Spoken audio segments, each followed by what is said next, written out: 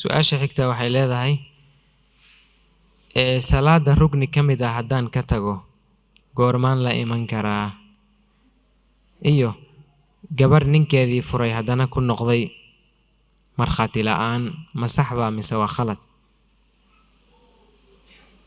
labada su-aal sheekh maxamed بسم الله الرحمن الرحيم su-aasha hore oo ah salaad aan ruknigeedii ka tegay goormaan ku noqon karaa daabit baa jira culimada qaarkood ay qabaan oo aan isleeyahay waa ugu roon yahay wixii masalada laga sheegay daabitkaasi wuxuu leeyahay haddii rukniga aad ka tagtay eed halmaantay dabcan haddaad kas uga tagtay isaga salaadda waa buraysaaba laakiin waxa laga hadlaya waad halmaantay haddaad xusuusato intaadan rukniga kiisa kala gaadhin waad ku soo noqoni markaa haddii markaad kaas aad halmaantay kiisii kale aad gaadhay ama aad dhaaftay haddaad xusuusatayna ragcaddoo dhan baad meesha ka saaraysaa ruknigaasi ku jiray ood ka dhigaysaa waxaadan samaynin oo kale mithaal aan soo qaadana tusaale ahaan waxaad halmaantay maalan salaadu waa 2 ragcadood kaba soo qaad ama waa 3 ragcadood ragcaddii ugu horreysay baa waxaad halmaantay rukuucdii waad iska sujuuday labadii sujuudood baad dhamaysatay waad istaagtay rukuucdaas aad halmaanto rukniga aad halmaantay ah ragcadda ku xigta rukuucdeedii intaadan gaadhin haddaad xusuusato waxaad ku soo noqonaysaa rukuucdii aad halmaantay bimacnaa adoo sujuudda ku jira haddaad xusuusato waad istaagaysaa markaasaad rukuuci adoo sujuuddii ka istaagay oo taagan haddaad xusuusato waad rukuuci markaasaa sujuudihii la imaanay waadna xisaabsan haddiise rukniga kiisii kale markaad gaadhay ama aad dhaaftay aad xusuusato ragcaddaas oo dhan waxaad ka dhigaysaa ka'anna adoon la imaanin oo kale meeshaad ka saaraysaa kadibna wixii kuu dhimanaa baad la imaanaysaa andhaano maalan tii koobaad rukuucdeedii markaad halmaantay ta labaad ragcaddii labaad baad rukuucdeedii adoo ku jira ama dhaafay baad halmaantay inaad rukuuc ka soo tagtay maxaad samaynaysaa ragcaddaa hore oo dhan wax kama jiraan ka soo qaad taa markaa aad ku jirtaa kow ku ah salaadaada wixii kuu dhiman la imow markaa daabitka u fiican kaas waa rukniga kiisii kale intaadan gaadhin waad ku soo noqon haddaad halmaanto haddaad xusuusato rukniga kiisii kale haddaad gaadhana waad ka soconoo soo noqon maysid laakiin ragcaddii oo dhan baa meesha ka baxaysa jawaabtu taas wey ta labaadii waxa weeye ku noqoshada dumarka uu ninku ku noqdo isagoon markhaati u samaynin waa masale khilaafiya ah quraanka kariimka wuxuu tilmaamay fi suurati talaaq as-sughra alla wuxuu ku tilmaamay markhaati geliya marka dumarka ku noqonaysaan amarkaas ay culimadu isku khilaafeen qaar waxay yiraahdeen waa waajib oo haddaan markhaati la samaynin rajciyadu ma baasaxaysaba ku noqodku ma soconayo qaar badanna waxay qabaan ma ahe shartina maaha waajibna ma ahe waa sunno oo hadduu ku noqdo isagoon markhaati u samaynin way soo noqonaysaa oo xaaskiisay noqonaysaa ra'yigaa dambaana xoog badan oo hadduuba qirsan yahay oo inkirsanayn waan ku noqday doodna ayna ka jirin markhaatiba yuusan u samaynayna xaaskiisay noqonaysaa oo way soo noqonaysaa wallahu aclam su-aasha xigta waxaa weeye sheekh musaygaygu weysada ma iga jebin karaa sheekh cabdiqaadir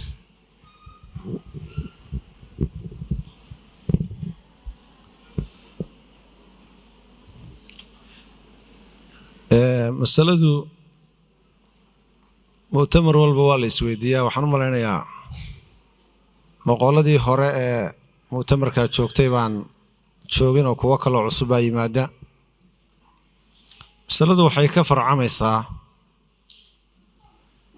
ninkaaga keliya waxaa odhane nin ajnabihii weysada ma iga jebiyaa taabashada uu itaabanayo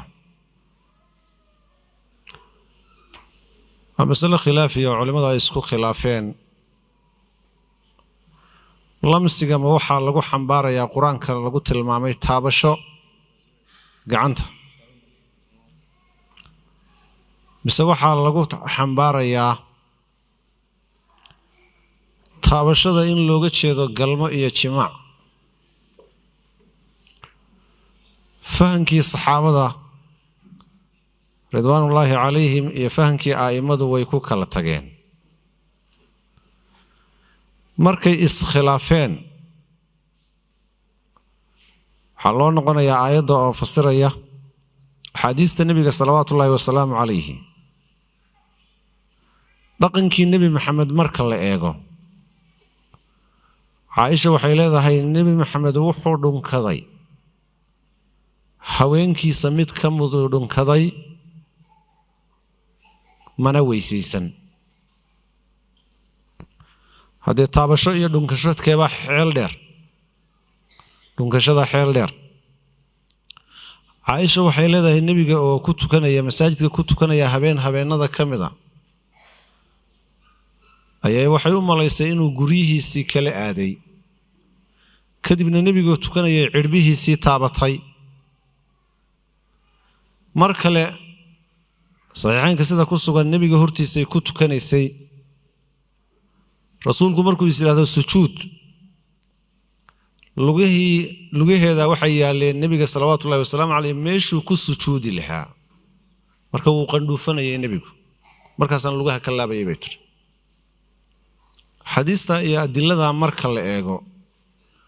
taabashada yacni labadii qof jidhkooda uu istaabto weysadii ma jebinayo cala alqowl raajix saa darteed ninkaagu weysada kaama jebiyo cabdullaahi ibnu cabbaas waqtigiisii baa taabiciintu isku khilaafeen nimankii carabta ahaa waxay yidhaahdeen lamsiga qur-aanka ku soo arooray waxa weeye waa galmo ayaa looga jeedaa mawaalidii iyo dadkii aan carabta ahaynee la xoreeyeyna waxay yidhaahdeen taabashaa looga jeedaa saciid ibnu jubayr bay direen cabdullaahi ibnu cabbaas su'aal buu weydiiye wuxuu yidhi intaanan kaaga jawaabin labada kooxood ee iskhilaafay kooxdee ka mid ahayd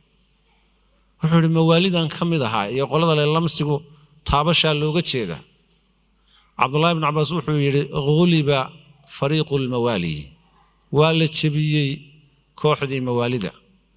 wallahu aclam marka ninkaagu weysada kaama jebiyo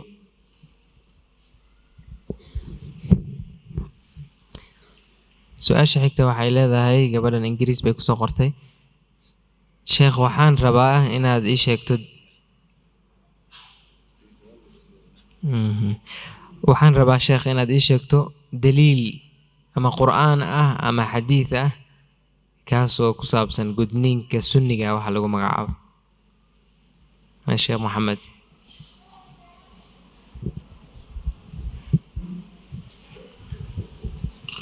بسم الله الرحمن الرحيم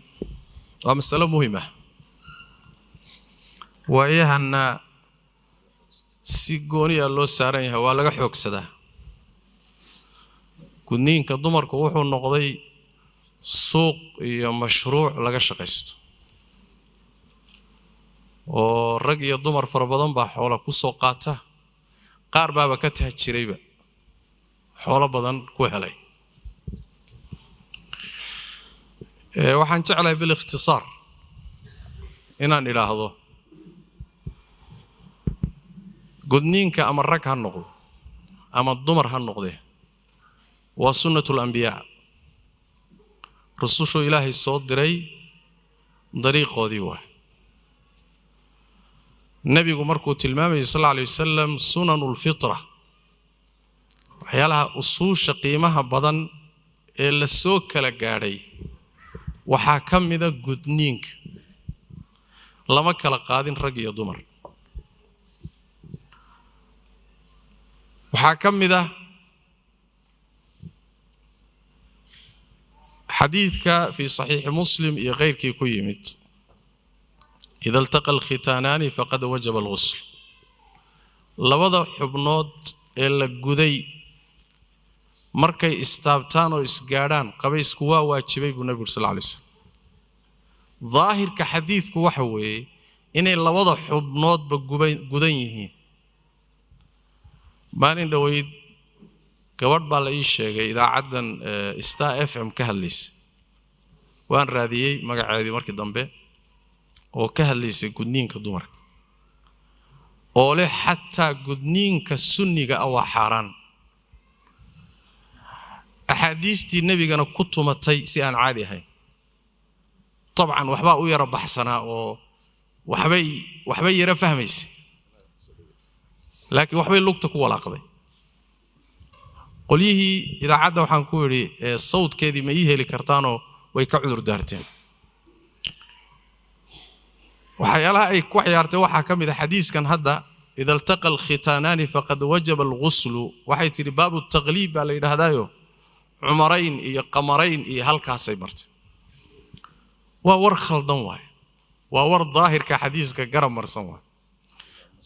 wax ta'wiilka keenayana ma jiro wax qasbahaya ma jiro xadiis marka la isu geeyo iyaduna xoogaysanaysa jirto tilmaamaysa dumarka xataa qaabkii loo gudi jiray tilmaamaysa xataa dumarkii gudi jiray heble iyo heblaa gudi jiray qaabkay u gudi jireen sheegaysa waxaasoo dhan wax si fudud looga tilaabsan kara maaha intaanan gaadhin gudniinka sunniga muxuu yahay waxaan doonayaa inaan caddeeyo saddex ra'yi bay culimadu qabaan gudniinka dumarka saddex ra'yi bay ka qabaan qolo waxay leeyihiin waa waajib sida rag oo kale ah qolona waxay leeyihiin waa mustaxab iyo sunno ee waajib ma qolona waxay leeyihiin waa iska bannaayo waa la iska dayn karaa hal nin oo culimadii islaamka kamida oo qaba waa xaraan ruuxii soo helo kutubta fiqiga ka soo hela 1 milyan baa miiska iga saaran waa taxadda ma jiro ruuxa le marka waa xaraan soo istaaga wuxuu jabiyay ama jiiray ijmaaci ummadda iyo culimadu jiiray ijmaacu muxuu yahay waa iska banaayay hal iska daayo waa banaanta waa ra'yi waa sunna ee hal gudo waana la iska dayn karaa waa ra'yi waa waajibayaan laga tagin waa ra'yi laakiin waa xaraan waa war gaalo way war muslima waa war gaalo warka ruuxa leh wuxuu u baahan yahay yuusan meelahan ku wareegaysanine inuu saleeyo muslimiinta yaa culimada kamida uga horeeyay waa xaraan ma jiro bal ijmaaca culimadu wuxuu ku guntumay sida ibn Hazm iyo qeyrkii soo guurinayaan mas'aladu inay inta u dhaxayso laakiin ayna ka baxsanayn waxaan ka jeclaan lahaa marka walaalaha ka hadlayo mas'alada gudniinka inay sharciga ilaaliyaan aynan gaala intay u adeegayaanna ayna shariicadooda ku tumanin ilaahayna ayna dambi ka gelin waxayna aqoon u lahayna ayna dardarin mas'alada inta haddaan kaga gudbo gudniinka haddii la iska daayo on la gudinna wax dhiba ma laha على الرأي بعض أهل العلم وأنا سيدا هذا يكون رقمان محوها هاي عالم الإسلام إن بدلوا كم إذا كون رقنت هو ده ماذا خليج كالسعودي يا خليج كقبل على ما جود ولا إسكداية وح إشكاله وين ماله خاصة حدي أي وده ماذا قاركود كتلنا يسوع هو يدا يا أباها يا والد كو إنه خطر قلان خطر هيس قلينينا وده ماذا قاركود وجريمة وينات قبل ده جود adiga halis ku gelin kara gurigaagana halis gelin kara marka shay sidaas oo kale taa khatar looma galo xaaladaha noocaas oo kala sida ila rajaxan oo ila fiican waxay tahay in la gudo ibn al-qayyim alayhi rahmatullah markuu ka hadlay xikmadda ku jirta gudniinka dumarka wuxuu tilmaamay dumarka sideedaba shahwadoodu way xoog badan tahay intan yartee la jarayana wax ku filanna waa u reebaysaa intii siyaadada ahayd oo xumaanta ku ridi lahaydna way ka goynaysaa haddii saa loo daayo khatar bay ku jiraan buu leeyahay halis baa jirtuu leeyahay sidaas daraadeed xikmad sharciya kulli ku jirta ama nadaafad ha noqoto ama taa ibn qayyim tilmaamaya ha noqoto wax dhib oo leedahayna ma jiro gudniinku markuu sunniya gudniinka sunniga waxa laga wadaa waa gudniinka hadii la yiraahdo gabadha hal la gudo shariicada waafaqsan waa oo xubinkeeda wax aad u yar mooyee aan la taabanayn wax aad u yar oo xadiiska xasanka nabiga ku tilmaamay sallallahu alayhi wasallam ursi laakiin ha jarin baa lagu yiri ursi taabsi bas ayaa lagu yiri marka wax weyn iyo dhib weyn ma geysanayo dhaawacna ma geysanayo gabdhaha marka sida loo gudana xataa ma dareemayaan inay seexato oo dhibaatooto oo rafaado oo muddo dhaawac ku yaalo oo maba galeysaba wax weynba maba ahaba ka noocaas oo kala marka waa midka shariicadu sheegtay dhibna ma laha laakiin midkan ay fircooniga aynu nidhaahno kaas isaga waa jariimo waa ka waa dambi weyn on sahlanayn oo khatar ah oo ilaahay agtiisana aan ku fududayn sharcigana aan ku fududayn wixii horay u dhacay waa dhaceen laakiin wixii ka dambeeya hadii sharcigii la fahmay arinta iyada waa inay istaagto la dabar gooyo waxa yeelay intii hore lagu sameeyay baa ku rafaadsan oo caafimaad xumada iyo dhibaatada iyo rafaadka iyo dhibka uu leeyahay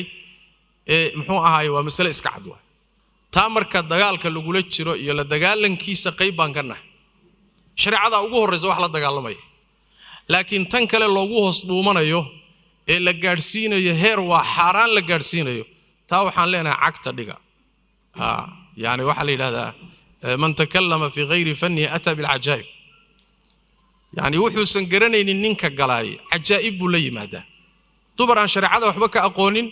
oo gaaladu waxooga fan u soo dhiibtay baa waxay leeyihiin shariicadan ka hadlayna mid sidoo kale to waxooga soo qaatay baa wuxuu leeyahay shariicadan ka hadlay ee waxay gudniinka ka qabto war baro marka hore to bal horta baad oo mas'alada iska hubi oo muxuu ahay hamarsanine mas'aladaasi marka khatarteeda la dhanka marka laga fiiriyo waa markay mas'aladu gaadho waa xaraan ma khalis waa hay'lay wax qaba ma jiro culimada islaamka kamid nusuustana way ka hor imaanaysaa iyo ahli cilmiga madhabkay mareen laakiin inta wixii ka soo haray waalidku wuxuu khiyaarku doonu qaadan karaa waalidku haduu iska daayana dhib uma arko haduu gudana oo gudniinka sunniga gudana dhib uma arko wallahu a'lam ووقتها gabagaba ah laba su'aalood ayaa noo xigi doonta insha Allah ta'ala su'aashan waxa ay leedahay assalaamu calaykum su'aashaydu waxay tahay qof baan heshiinay kadibna waalidka ayuu iga doontay waalidkana way ka cagajiideen wax shuruud ah ay ku diidan yihiin ma aqaan mana ku arag ma raaci karaa maadaama ay waalidkana diidan yihiin ma iska raaci karaa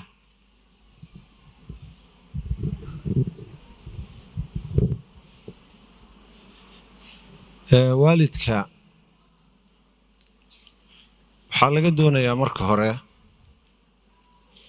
sida nabigeenu salawaatullaahi wasalaamu calayhi uu tilmaamay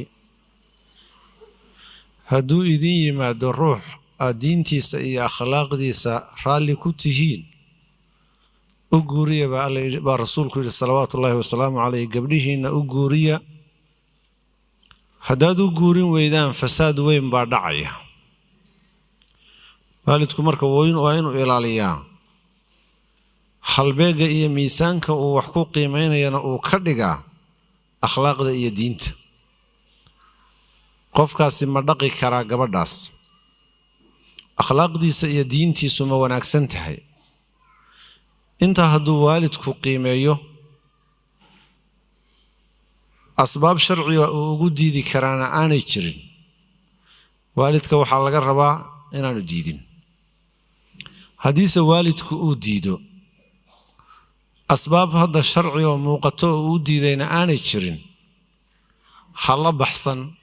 ninka ha la baxsane waalidka raac ilaahay subxaanahu watacaala sayajcalu allaahu bacda cusrin yusra isagana gabadh reerkoodii u diidan yahay hadduu xataa la baxsado oo sharcigii uu khilaafay uma noqonayso haddii ilaahay ku ronayo oori iyo muxuu ahaa qoys maxaa yeele qoysku guurku wuxuu isu soo dhoweeyaa bulshada marka ha raacin hana la dhuumanin talada waalidkaa yeel wallaahu aclam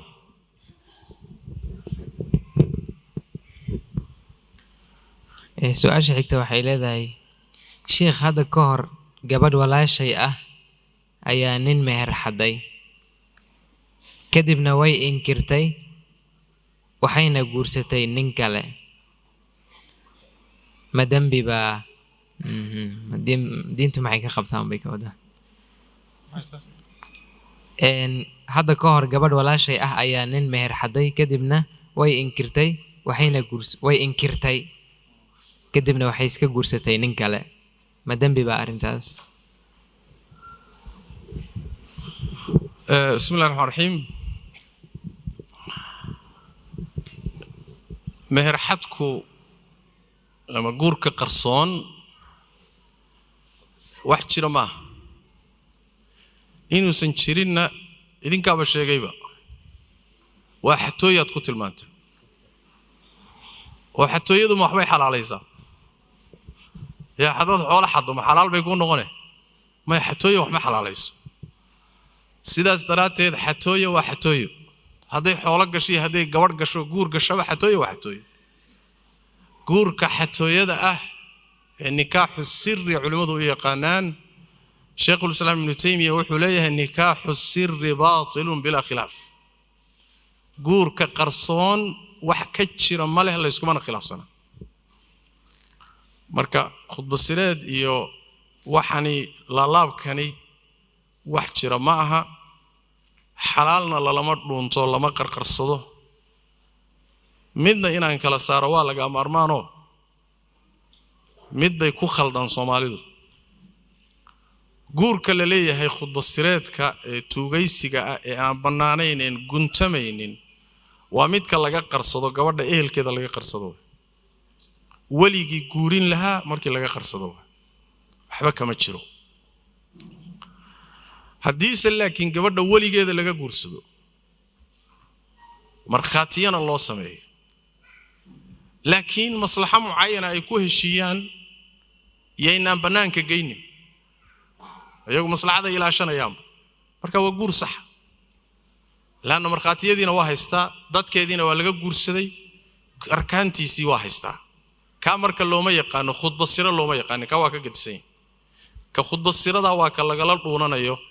waliga lagala dhuumanayo iyo dadkii gabadha guurin lahaa wax jira ma aha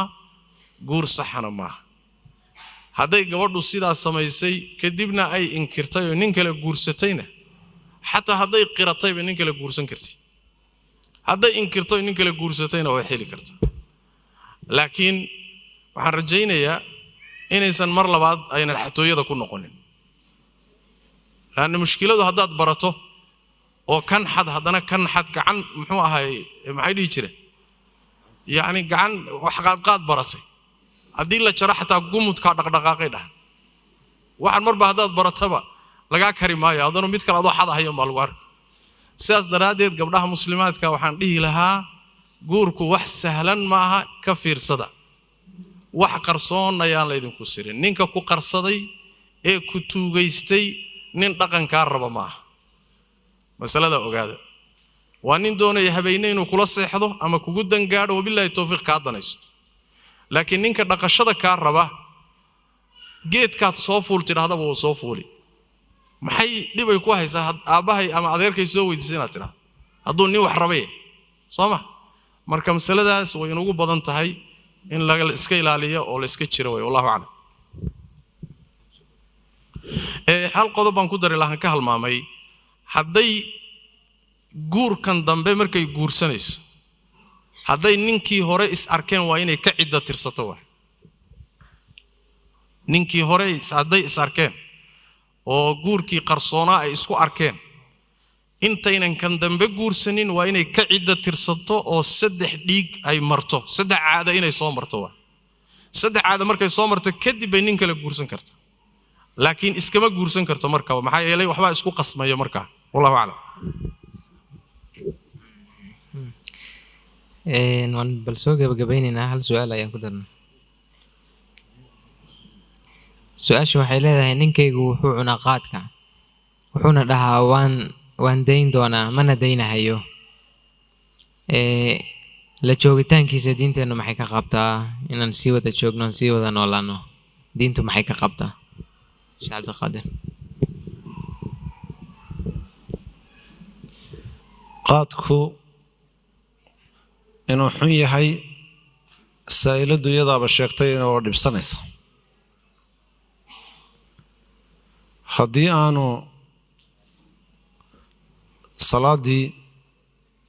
iyo cibaadaadkii kale iyo tiirarkii kale islaamka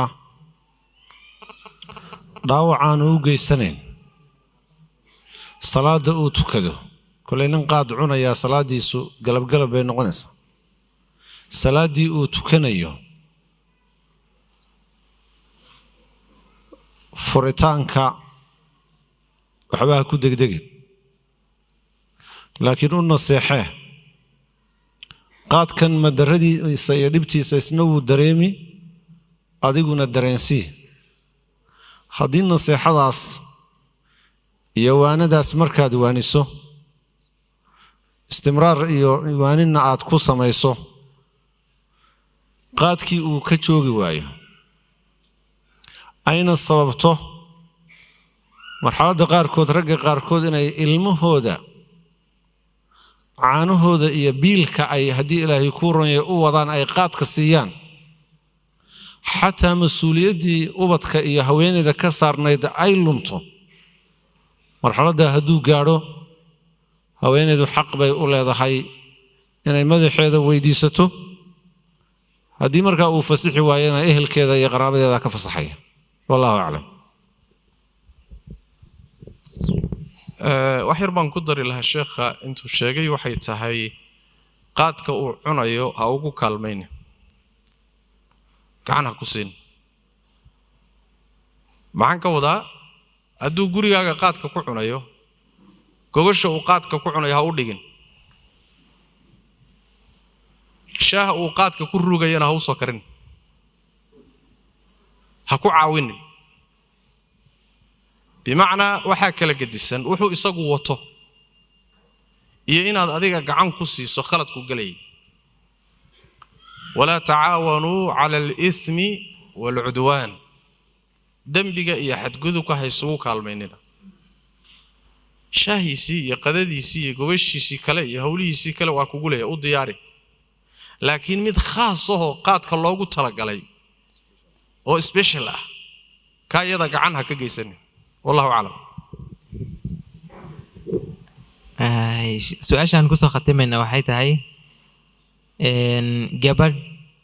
adeerkeed la noolayd oo adeerkeed uu meheriyey oo nin uu ku meheriyey, aabbaheedna uu nin kale siiyey, islamana joogaan. aabbaheed nin kale ayuu siiyey, laakiin gabadha waxay la joogtaa adeerkeedna nin buu ku meheriyey. marka maynan is ogeyn, marka diintu maxay ka qabtaa Sheekh Maxamed? bismillahi raxmaan raxiim. horta adeerku gabadhu adeer u yahay, aabbaheedna nool yahay, ma meherin karo. wuxuu ku meherin karaa inuu wakaalad haysto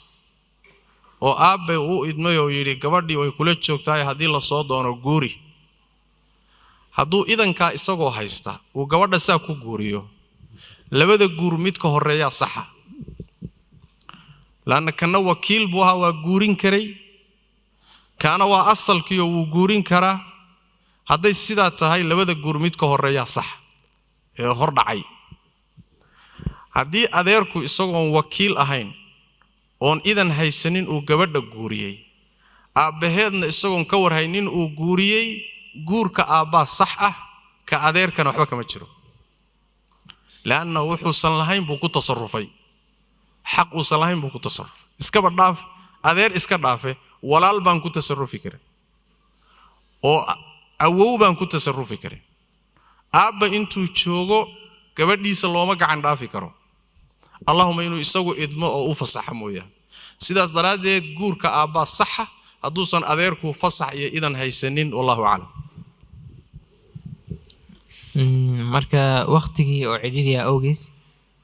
su'aalaha meeshaas ayaan ku joojinaynaa laakiin waxaa jira su'aalo aad u soo noqnoqday su'aal may codsiyo aad u soo noqnoqday oo ku saabsan ducooyin walaalo fara badan ba waxay soo qoreen waan xanuunsanahay ama aabahay baa xanuunsan ama hooyaday baa xanuunsan ama anigii baa xanuunsan kuwa waxay ka cabanayaan inay caruur la'aan yihiin kuwa waxay ka cabanayaan ciyaalkooda inaysan quraanka aysan ku fiicnayn kuwa waxay maaragtay qof walba dan buu soo qortay kuwa kale oo si gaar ah u soo qortay codsiyo waxaa jira gabdho ah oo ayaguna raba in maaragtay ilaahay uu waafajiyo zawj wanaagsan marka dhammaantoodna waxay codsanayaan sheekhayaashu inay u duceeyaan oo ilaahay subxaanahu wa tacaala bal inuu ka aqbalo marka sheekhayaashan ku wareejinayaa dadkaas dhammaantood dad walle su'aalahan